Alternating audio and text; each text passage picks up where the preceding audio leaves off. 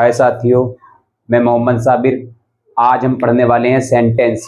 देखो सेंटेंस पढ़ेंगे और कंप्लीट सेंटेंस पढ़ने वाले हैं आज।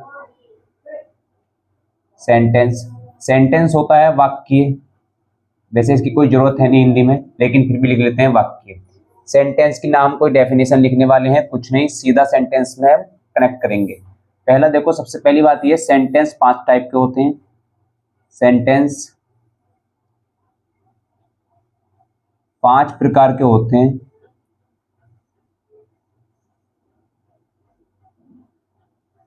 सेंटेंस 5 प्रकार के होते हैं और पांचों ही सेंटेंस को लिखते हैं। पहला असर्टिव, दूसरा जो सेंटेंस होता है वो होता है हमारा इंटरोगेटिव,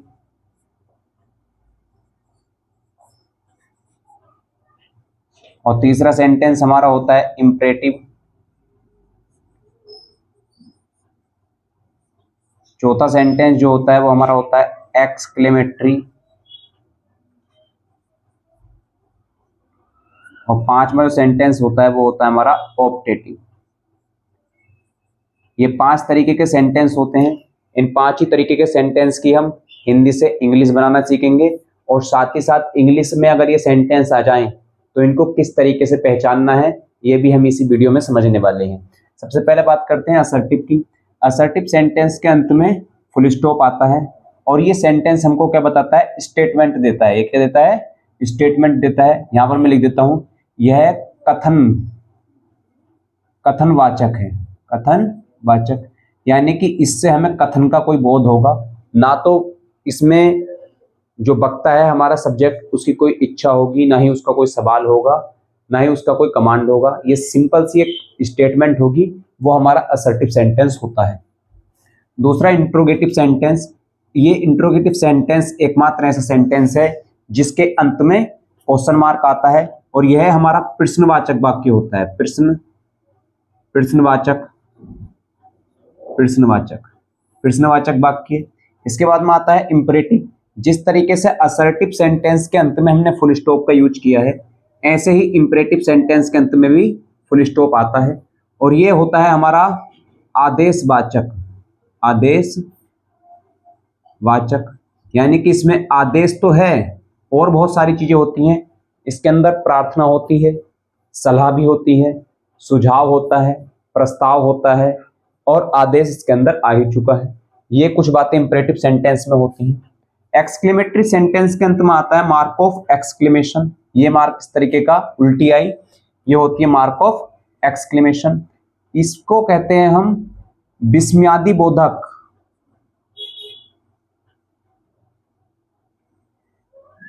आश्चर्यवाचक कह सकते हैं इसको, या फिर विस्मयवाचक।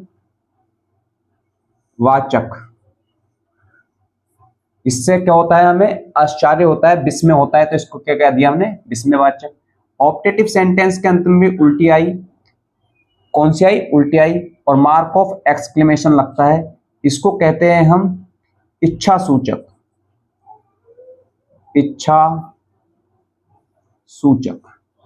ये कुछ हमारे सेंटेंस है, हमने इनको हिंदी की और इंग्लिश दोनों में समझ लिया है।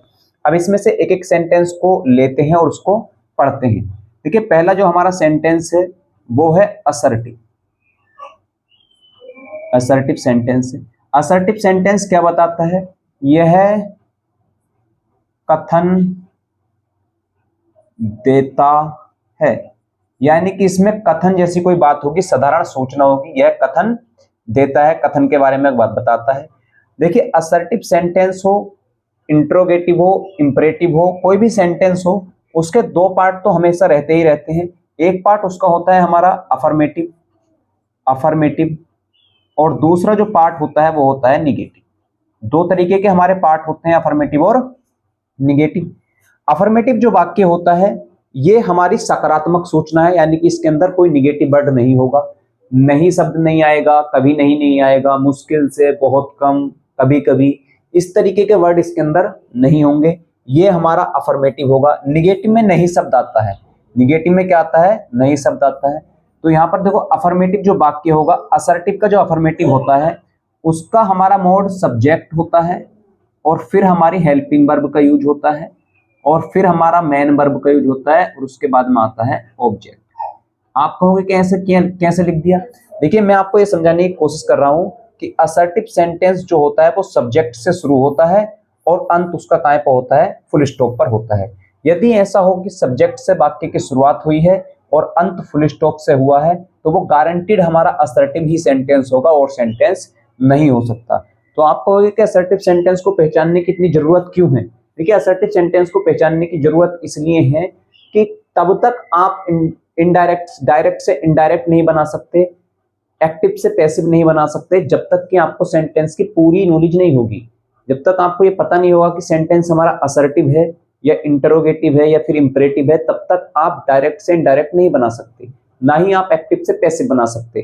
तो आपको ये समझना बहुत जरूरी है कि असर्टिव सेंटेंस को पहचानना कैसे है। यदि वाक्य की शुरुआत सब्जेक्ट से हुई है और फुल स्टॉप पर उसका अंत हुआ है तो वह असर्टिव सेंटेंस है।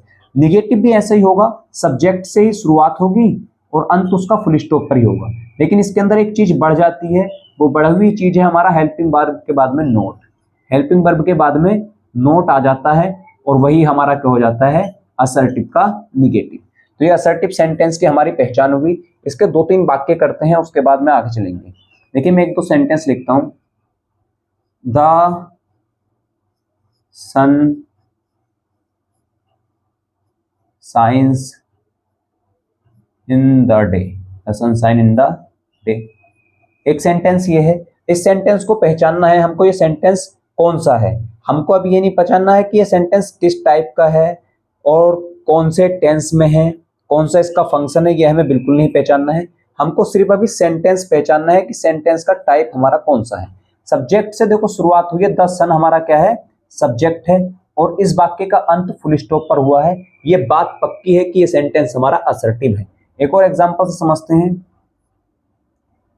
ही वॉक्स स्लोली, ही वॉक्स स्लोली, ये एक सेंटेंस है। यहां पर भी समझते हैं सेंटेंस कौन सा है। देखो वाक्य की शुरुआत सब्जेक्ट से हुई है बी। देखो सब्जेक्ट होने के लिए दो वर्ड का होना जरूरी है, या तो नाउन होना चाहिए या फिर प्रोनाउन होना चाहिए। अगर नाउन या प्रोनाउन है तो ही सेंटेंस पे हमारा सब्जेक्ट होगा, अन्यथा सब्जेक्ट सेंटेंस में नहीं होगा। नाउन या प्रोनाउन ही केवल सब्जेक्ट बन सकता है और अन्य चीज सब्जेक्ट नहीं बन सकती है। तो यहाँ पर देखो ये प्रोनाउन है और ऊपर सन हमारा नाउन था। यहाँ पर देखो सब्जेक्ट से शुरुआत हुई है और अंत हमारा फुल स्टॉप पर हुआ है। इस कंडीशन में जब हमारी सब्जेक्ट से शुरुआत होती है और फुल स्टॉप पर अंत होता है तो वो हमारा असर्टिव सेंटेंस होता है। देखो और यहाँ पर कुछ एग्जाम्पल करते हैं, एक दो एग्जाम्पल और करेंगे अभी। एग्जाम्पल ये है देखो, ही वाज लर्निंग, ज्यादा छोटा लिखे हूं मैं, थोड़ा बड़ा करते हैं। Learning his lesson, he was learning his lesson. देखो यहां पर भी सब्जेक्ट ही है, प्रोनाउन है जो कि सब्जेक्ट से शुरुआत हुई है, फुल स्टॉप पर अंत हुआ है। ये भी सेंटेंस हमारा असर्टिव है। अगर निगेटिव बनाना चाहे तो निगेटिव बनाएंगे। एक और एग्जांपल देखो, निगेटिव बनाते हैं। I have not done my work, I have not done my work, ये एक सेंटेंस है। इस सेंटेंस को भी अगर आप देखेंगे तो शुरुआत इसकी कहां से हुई है? प्रोनाउन आई से हुई है, यानी कि ये प्रोनाउन है तो सब्जेक्ट होगा। उसके बाद में फुल स्टॉप पर अंत हुआ है तो ये सेंटेंस हमारा असर्टिव है। तो असर्टिव सेंटेंस की यही पहचान है कि सब्जेक्ट से शुरुआत होगी और अंत उसका फुल स्टॉप पर होगा, यही हमारा असर्टिव सेंटेंस है। दूसरा हमारा सेंटेंस है इंटरोगेटिव। इंटरोगेटिव सेंटेंस कैसा होता है? इंटरोगेटिव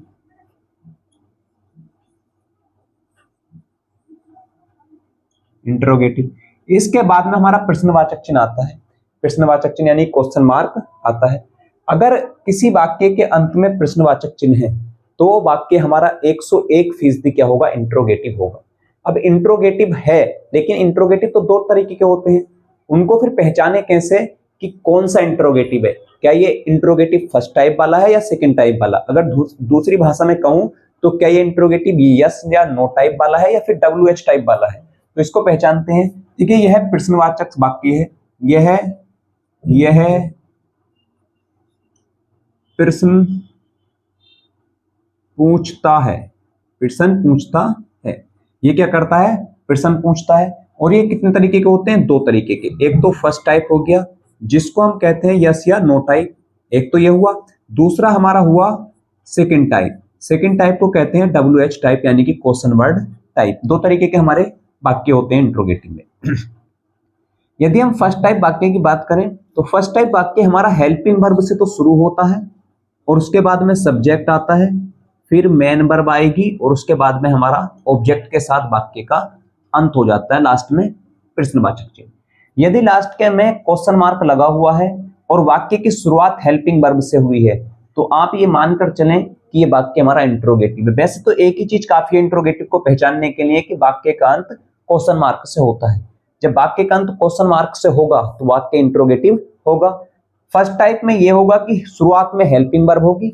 सेकंड टाइप में होगा हमारा शुरुआत में क्वेश्चन वर्ड होगा। क्या होगा? क्वेश्चन वर्ड होगा और फिर हेल्पिंग वर्ब आ जाएगी, फिर हमारा सब्जेक्ट आ जाएगा, फिर मेन वर्ब आ जाएगी और उसके बाद में हमारा ऑब्जेक्ट आ जाएगा। यही हमारा क्या हो जाएगा? Second type. तो इंट्रोगेटिव के दो तरीके के वाक्य हैं, उन्हें पहचानने का तरीका यह है, अंत में क्वेश्चन मार्क होगा तो इंट्रोगेटिव तो पक्का हुआ। सेकंड टाइप फर्स्ट टाइप पहचानने का डिफरेंस ये है, शुरुआत हेल्पिंग वर्ब से है तो फर्स्ट टाइप है और शुरुआत क्वेश्चन वर्ड से है तो सेकंड टाइप है। आप कहोगे कि इसकी जरूरत क्या है इसे पहचानने की, बिना पहचाने भी काम चल जाएगा? बिल्कुल ऐसा नहीं है। जब तक आप ये नहीं पहचान पाओगे कि वाक्य फर्स्ट टाइप या सेकंड टाइप का इंट्रोगेटिव है तब तक आप डायरेक्ट से इनडायरेक्ट नहीं बना सकते, तब तक आप एक्टिव से पैसिव नहीं बना सकते। और भी बहुत सारी चीजें होती हैं, सिंटैक्स में ये बहुत ज्यादा काम करता है, इसीलिए आपको ये समझना बहुत जरूरी है। देखिए एक दो एग्जांपल से समझते हैं कि कौन सा फर्स्ट टाइप और कौन सा सेकंड टाइप है। Does he go to school. देखिए मैं एक सिंपल से उदाहरण ले रहा हूं। Does he go to school, ये एक वाक्य है। इस वाक्य को समझते हैं। देखिए वाक्य के शुरू में अंत में क्या है? प्रश्नवाचक चिन्ह है, क्वेश्चन मार्क है। तो इंट्रोगेटिव तो पक्का हो गया क्योंकि हमको पता है कि किसी भी सेंटेंस में प्रश्नवाचक चिन्ह नहीं आता है सिर्फ इंट्रोगेटिव को छोड़कर। तो इंट्रोगेटिव तो हुआ ये।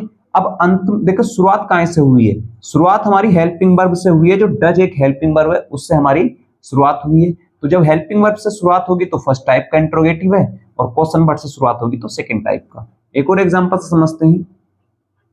Why are you making a noise. Why are you making a noise.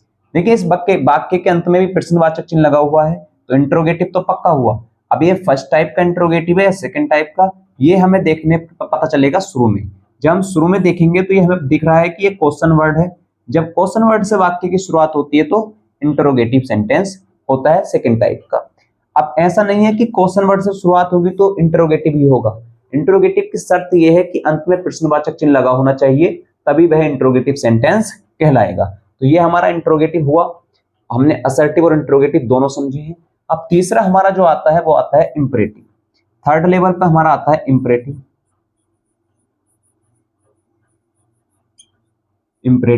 Imperative के अंत में भी फुल स्टॉप होता है। तो अब हमारा फुल स्टॉप इंपरेटिव में आ चुका है और एक हमारा असर्टिव में आ चुका है।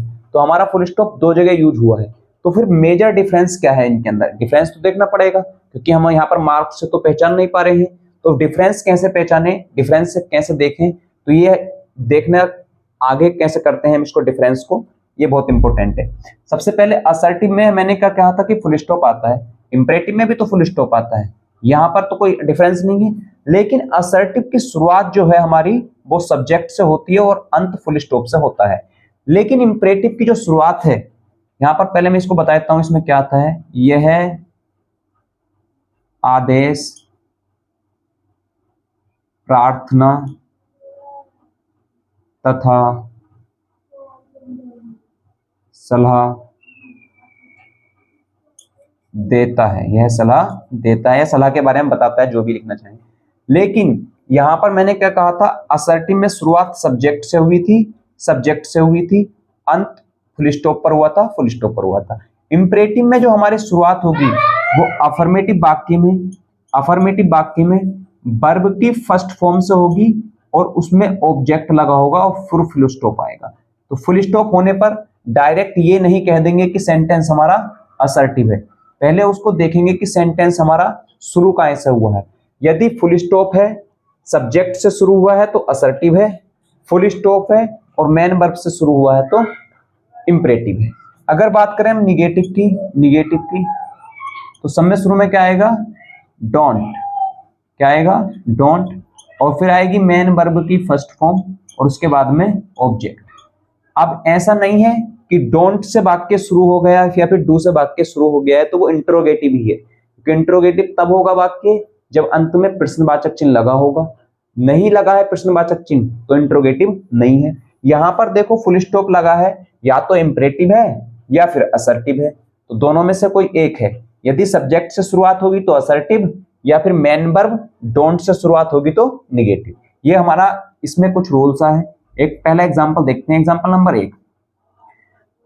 एक सेंटेंस में लिखा है कम हेयर, कम हेयर, ये एक सेंटेंस है। इस सेंटेंस को देखो कैसे पहचानेंगे, कम हेयर। देखो कम जो होती है एक वर्ब है, क्या है, वर्ब है, और अंत में फुल स्टॉप है। यदि वर्ब से वाक्य शुरू हुआ है और फुल स्टॉप पर अंत हुआ है तो वाक्य इंपरेटिव होगा। ये हमारा एक इंपरेटिव सेंटेंस है। एक और सेंटेंस देखते हैं, don't waste your time, don't waste your time. देखो यहां पर भी फुल स्टॉप है अंत में और शुरुआत डोंट से हुई है, तो यानी कि ये इंपरेटिव है। यदि फुल स्टॉप है, सब्जेक्ट से शुरुआत है तो असर्टिव, फुल स्टॉप है, मेन वर्ब या डोंट से शुरुआत है तो इंपरेटिव। तो इंपरेटिव ये हमने सीखा है, इंपरेटिव को समझा है। और इसके बाद हम चलते हैं आगे। इसके बाद हम करने वाले हैं एक्सक्लेमेटरी।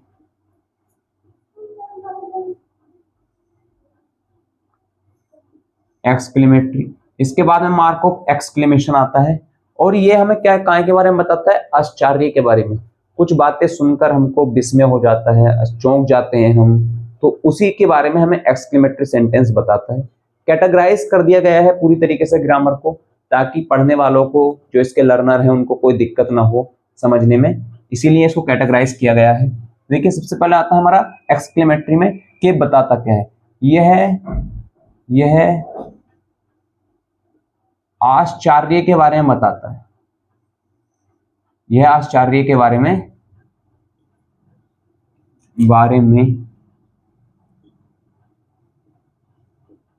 बताता है। ये काय के बारे में बताता है, आश्चर्य के बारे में बताता है। जो हमारा एक्सक्लेमेटरी सेंटेंस होता है वो हमारा अंत काय पे होता है, मार्क ऑफ एक्सक्लेमेशन पे। लेकिन शुरुआत इसकी काय से होती है, इसकी शुरुआत